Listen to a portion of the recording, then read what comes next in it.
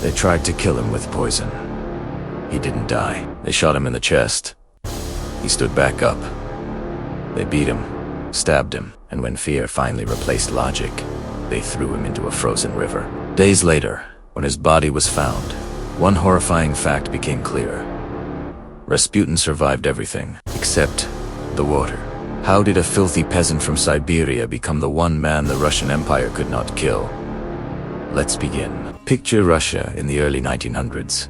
A nation on the brink of collapse, hunger in the streets, revolution brewing beneath every step, a royal family desperately clinging to a dying empire. And walking out of the wilderness comes a man who looks more myth than human. Unwashed, illiterate drapet, in rags, eyes that seemed to pierce straight through people.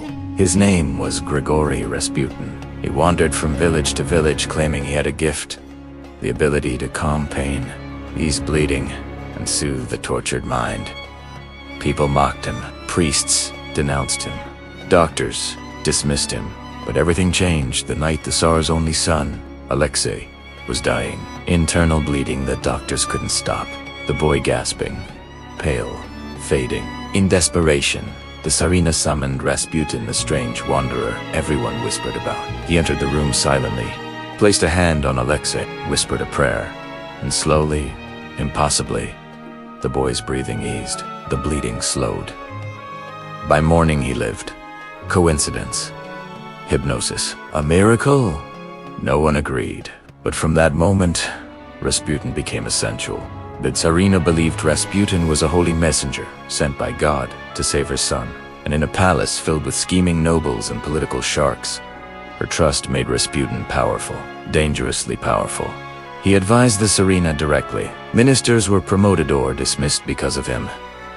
Generals feared crossing him. Aristocrats despised him. He was a nobody, yet he walked the palace like he ruled it. Rumors consumed Russia. He's a devil. He controls the Tsarina. He will destroy the empire. And as Russia spiraled into war and poverty, people needed someone to blame. Rasputin became the perfect target. A group of nobles finally decided, if Russia is to survive, Rasputin must die. So they crafted a plan. They invited him to a friendly dinner. Fine wine, sweet pastries, all poisoned with enough cyanide to kill multiple men. Rasputin ate. He drank. He joked. He asked for more. Hours passed. Nothing. The conspirators began to panic. They added more poison. Still, nothing. Finally, one noble grabbed a pistol, pressed it to Rasputin's chest, and fired. Rasputin collapsed. They exhaled relieved.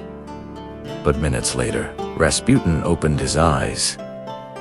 He staggered to his feet and tried to escape into the snowy courtyard. Terror took over. They shot him again. Beat him. Stay Beth. When even that didn't kill him. They tied him up and threw him into an icy river. Days later, doctors made a chilling discovery. The poison hadn't killed him. The bullets hadn't killed him. The beatings hadn't killed him. Rasputin was still alive when he hit the water. He died by drowning. Everything else he survived.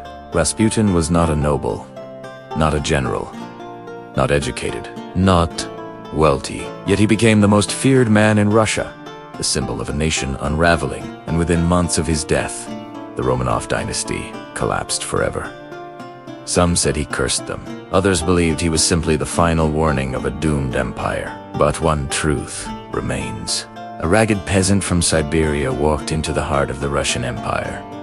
And not even poison, bullets, or blades could stop him.